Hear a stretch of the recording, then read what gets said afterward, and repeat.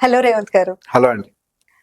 ఇప్పుడు పిల్లల కోసమే మనం ఏ ఇన్వెస్ట్మెంట్స్ చేసినా అన్ని వాళ్ళ కోసమే. సో నెక్స్ట్ వాళ్ళు బాగుండాలని. సో ఇప్పుడు ఈ కేసులో ఇప్పటి వరకు అసలు మనం ఏం చేసినా గానీ మన పేరు మీద ఇన్వెస్ట్మెంట్స్ చేస్తూ నామినీస్ ని వాళ్ళని పెడతాము రెగ్యులర్ సినారియోలో. కానీ ఇప్పుడు ఒక ఇన్వెస్ట్మెంట్ స్టైల్ మారిందని అనుకోవచ్చేమో. 10 years ఏజ్ గ్రూప్ ఉన్న పిల్లల పేరు మీదనే ఇన్వెస్ట్మెంట్ స్టార్ట్ చేసి, సో పేరెంట్స్ అంటే కస్టడియన్ గా పేరెంట్ ఉంటున్నారు. సో ఇలా ఎస్పెషల్లీ మ్యూచువల్ ఫండ్స్ లో పిల్లల పేరు మీదే ఇన్వెస్ట్మెంట్స్ చేయడం వల్ల ఏదైనా ఎక్స్ట్రా బెనిఫిట్స్ ఏమైనా ఉంటాయా? సో యూజువల్ గా ఏముంటది అని అంటే ట్యాక్స్ ఏదో కలిసి వస్తుంది అని అనుకుంటారు, కానీ ఎప్పుడైనా సరే మైనర్ చేత ఇన్వెస్ట్మెంట్స్ చేపిస్తే మైనర్ కూడా పాన్ కార్డ్ కావాలి, ఇస్తారు. మైనర్ పాన్ కార్డ్ వస్తుంది, మైనర్ కి బ్యాంక్ అకౌంట్ వస్తుంది, అన్ని వస్తాయి. మ్యూచువల్ ఫండ్స్ లో మైనర్ అకౌంట్ క్రియేట్ చేయొచ్చు, మ్యూచువల్ ఫండ్స్ ఇన్వెస్ట్మెంట్స్ కూడా చేయొచ్చు.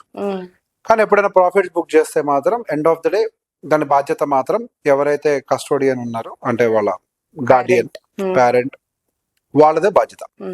వాళ్ళ పాన్ కార్డ్ మీద వాళ్ళ ట్యాక్స్ అయితే ఫైల్ చేయాల్సింది as per they tax lab. ఇందులో ఏముంది? Capital gains. ఇందులో ఉంటుంది క్యాపిటల్ గెయిన్స్. ఒకవేళ డెట్ ఫండ్స్ ఉంటే as per tax debt funds ఉంటాయి. సో ఇక్కడ పాయింట్ ఏంటంటే ఇందులో వచ్చేటువంటి మార్పులు చెరువులు పెద్దగా ఏం లేవు. మీరు పిల్లల పేరు మీద ఇన్వెస్ట్ చేసినా, మీ పేరు మీద ఇన్వెస్ట్ చేసుకున్నా జరిగేటువంటి చేంజెస్ అయితే పెద్దగా ఏం లేవు. జస్ట్ ఏంటంటే ఒక అకౌంట్ డైవర్సిఫికేషన్, ఇది పిల్లోడి అకౌంట్, ఇది నా అకౌంట్ అనే విషయం తెలుసుకోవడానికి. సో నేను చాలా మంది పేరెంట్స్ కి నా దగ్గరకు వచ్చి, సార్ నేను మా పిల్లవాడి పేరు మీద ఇన్వెస్ట్మెంట్ చేయాలనుకుంటున్నాను అని చెప్పినప్పుడు ఒక మాట చెప్తాను.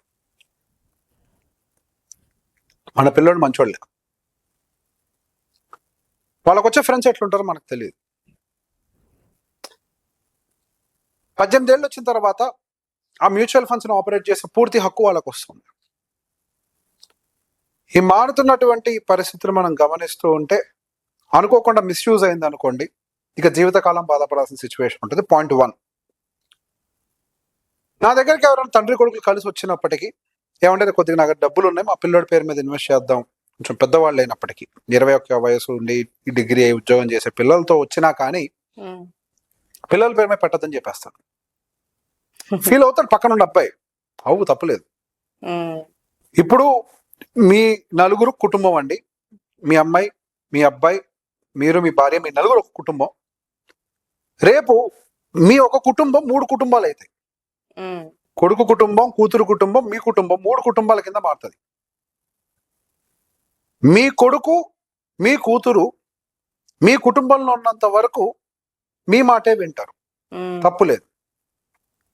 పెళ్ళైన తర్వాత వాళ్ళకు ఒక కుటుంబం వస్తుంది, అప్పుడు వాళ్ళ మాట వినరు, వినాలని కూడా మీ తప్పు. అప్పుడు మీకంటూ ఒక మర్యాద ఉండాలి అని అంటే మీ దగ్గర డబ్బులు ఉండాలి.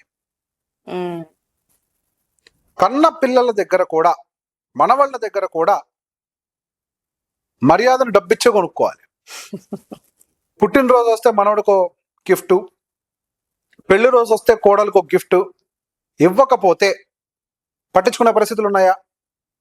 ఇటువైపు అల్లుడి వైపు చూద్దాం. ఆడపిల్ల పేరెంట్స్ కి డబ్బులు లేవు అని అంటే ఇంకా అదో చిన్న చూపు వాళ్ళకి. ఆడపిల్లనిచ్చింది ఈయనే, ఆడపిల్లకి డబ్బునిచ్చింది ఈయనే, కానీ ఆ తర్వాత డబ్బు లేదంటే నాకు విలువ ఉండదు. నీ విలువను నువ్వే కొనుక్కోవాలి డబ్బులు ఇచ్చి. ఇది రెండో అంశం. మూడోది, అసలు వాళ్ళిద్దరూ దొంగనగొట్టుకోవచ్చు. నేను నమ్మను, మొహమాటమేం లేదు. ఎందుకు నమ్మాలి? ఇప్పుడు మీది ఒక జీవితమే. నేను ప్రతి ఒక్క పేరెంట్కి చెప్తాను, you are just a facilitator to your child. వాళ్ళే నీ జీవితం కాదు. ఫస్ట్ ఈ ఊహ నుంచి బయటకు వస్తే ఎక్స్పెక్టేషన్స్ తగ్గితే జీవితాలు బాగుంటాయి. ఎక్స్పెక్టేషన్స్ తగ్గించుకోండి. They are not your life, maybe they are highly prioritised in your life. అంతే. మనకు ఆ క్లారిటీ ఉండాలి. నీ కోసమే నా జీవితం కాదు, నీ జీవిత కష్టం మొత్తం వాళ్ళ కోసం పడి వాళ్ళకు అభివృద్ధి చేస్తావు, అంతవరకే.